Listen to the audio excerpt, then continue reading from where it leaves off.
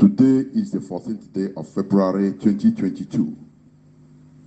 My host today is Dr. Joe AYABA. For your information and for the records, Dr. Joe AYABA is the former Secretary General of Southern Cameroonian Youth League, SCYL, and is the current leader of Ambazonia Governing Council. Dr. AYABA, please welcome to Tough Talk here on Radio Biafra, London. All hail Biafra. Thank you very much, my brother. Thank you and welcome. Without any more preambles, we are going to go straight into this program. It's a hard talk, a tough talk program where we ask questions without trying to be politically correct. Dr. AYABA, please, in 1993, you were expelled from the University of Buea for staging a one-man demonstration against tuition increases. You have been in exile from Cameroon since then. Please tell us more about the incident in 1993 and what motivated your actions. Over to you, sir. Thanks a lot. Thank you very much. And I want to send my patriotic salute to our Biafran counterparts and to my friend Mazi Nnamdi Kanu, who is being held in captivity by a brutal occupying regime. And I want to assure Biafrans that the leader of 70 million indigenous people cannot be held captive indefinitely by a genocidal regime that has murdered millions of Biafrans. And I'm going to do all in my capacity as a friend of the Biafran people to make sure that we can inspire millions to rise up against this tyranny that has been imposed both in our country and in Biafra.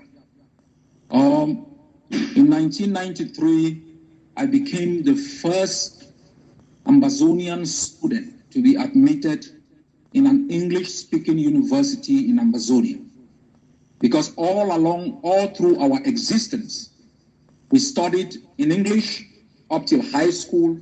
There was no university in English. We either moved over to Biafra land, or for those who had money, they traveled to the United Kingdom.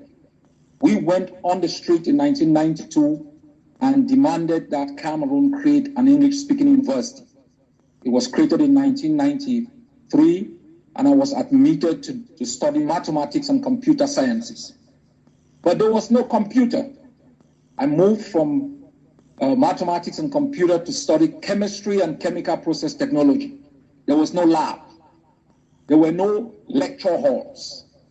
But the same regime, the same people who had studied in different universities free of charge, who had taken part in massive embezzlement, who had raped the economy, who had destroyed the economy, wanted to impose an exorbitant amount of school fees on students. And I argued that because we were facing economic crisis, most of us who were attending university came from poor backgrounds. I made it clear to the administration, you cannot increase fees because it was going to lead to, thousands of students losing their places. And they continued with the agenda of the imposition of fees. I undertook a one-man action against the authorities. I was expelled and banned from attending any other university in the country. We emerged from there and created the Southern Cameroon's Youth League to fight for the independence of Ambazonia. And that led to my moving into exile. What was your initial motivation? I know that time you must be a young lad. What was your motivations in staging this very difficult and is it a one-man demonstration? My motivation was driven by the fact that when that university was created, we had lost so many people who protested for the creation of that university. Many had been murdered, people had been kidnapped and jailed. All those who were appointed as chancellors, registrars, and officials of the university were members of the ruling party. That is, those who never took part in the demonstration leading to the creation of the university became the administrators. And the second motivation was because all of these people had studied free of charge, and they were the same people who had looted, the economy of the country, who had plundered the country into falling into economic crisis. And it was unacceptable that the murderers and plunderers could have the audacity to impose high fees on the poor. And I said it was totally unacceptable, especially having lived for over 35 years under Cameroon and without having an English-speaking university. Thank you. Let us go further. In 2017, you were allegedly targeted for assassination in Belgium. How did you manage to escape that assassination attempt? And what about the culprits? Were they apprehended? Do you have any idea whether any of them are in jail? Please, the world would like to know. I don't know anything about the culprit, but I was nearly killed. That's all what I know. And up till this moment, I think one of my fingers is totally incapacitated. And I had a big blow on my forehead that led to me having about 10 stitches. And I just think that I was very lucky to have escaped that very brutal attempt at my life. About the culprit, I have virtually no idea. The threat on my life is constant. That was not the first incident. I think about 2003, the Secret Service of Cameroon tried to lure me for a meeting in the Sheraton Hotel in Abuja. And they had compiled a comprehensive document that was intercepted by the Green Party of Germany. So there has been, numerous attempts at harming me, but I'm still around to make sure that people have the last laugh. In March, also 2019, according to records, you refused to attend the All Southern Cameroon's People's General Conference in Washington, D.C.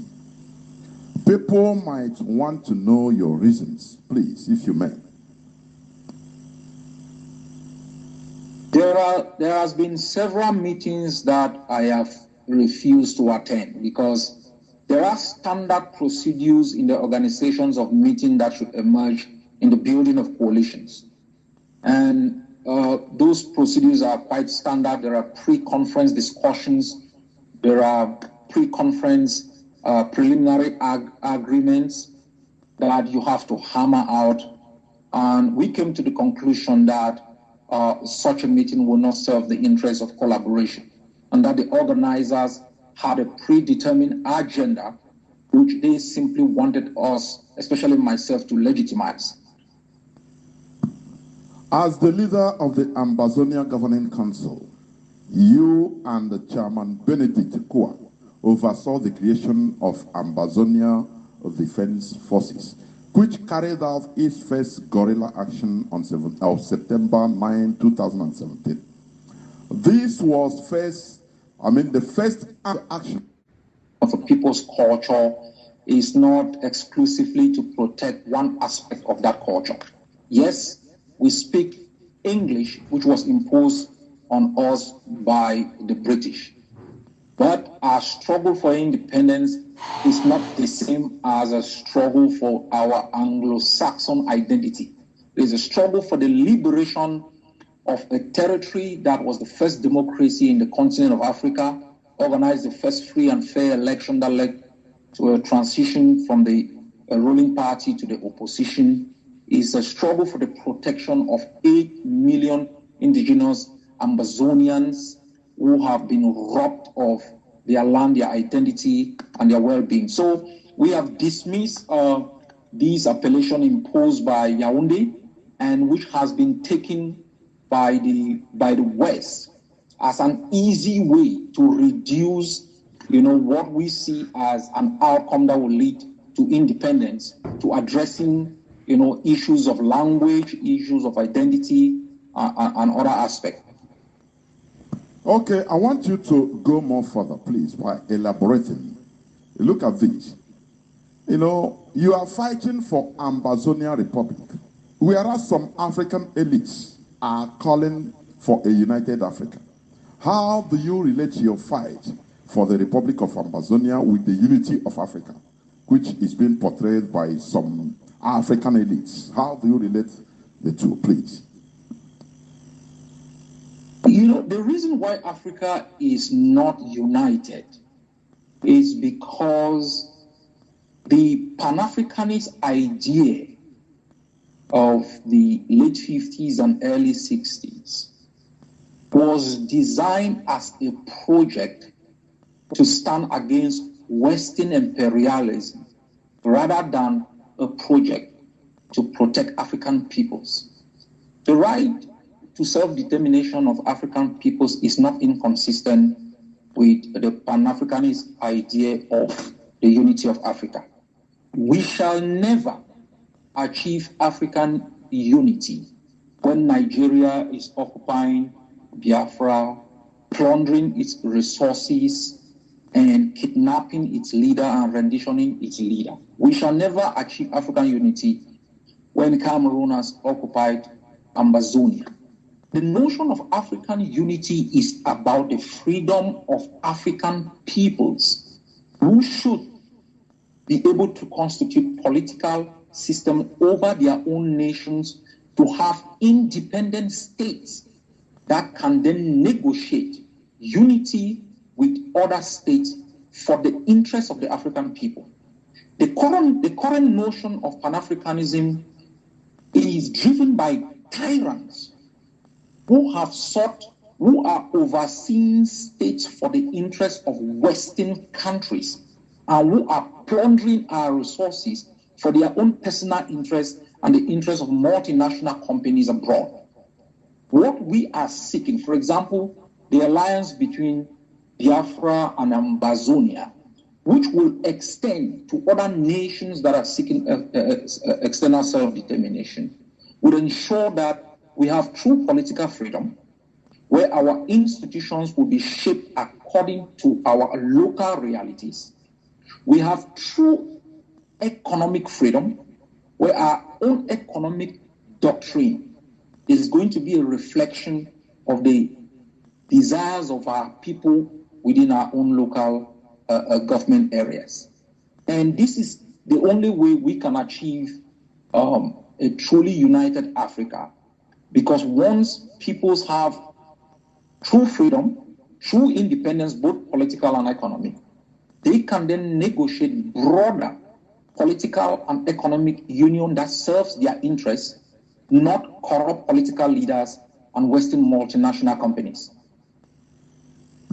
Thank you very much. What you're saying now, it means in summary that the real unity of Africa starts with the real independence of the indigenous people. Is that what you're saying? Listen, let me give you a parallel. In 1939, Adolf Hitler attempted European unity through the violation of the sovereignty of different nations, using force to establish a European unity that serves the interests of the German race. It did not work. 1951,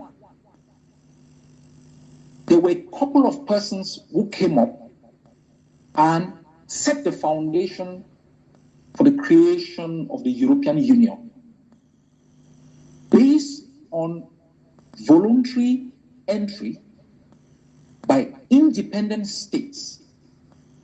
The only way we are going to have true African unity is when different different nations that are currently under the occupation of brutal occupiers are able to acquire political and economic independence, and for purposes of expanding their opportunities, they will enter into union voluntarily with other states that serve both their interests and those states' interests. We can never have African unity when the country is ruled by corrupt tyrants who don't serve the continent. When countries and the continent is ruled by people who can hang on to power for 40 years, loot the treasury, plunder the economy, create environmental disaster, and refuse peoples within their own state to seek external self-determination. When millions of people have been denied opportunities, for example, in Biafra, and then you have Biafrans rising up, and then that state kidnaps its leader, burn down villages, and cause mayhem. And so what we are looking forward to is to be able to establish true states based on some characteristics that are indigenous in nature, and then negotiate to expand opportunities by forming alliances with other truly independent states whose governments are accountable to their people, who exploit resources to develop their communities, and who have the interests of their people at heart, not looters and murderers whose only interest is their bank account and multinational companies that have kept them in power.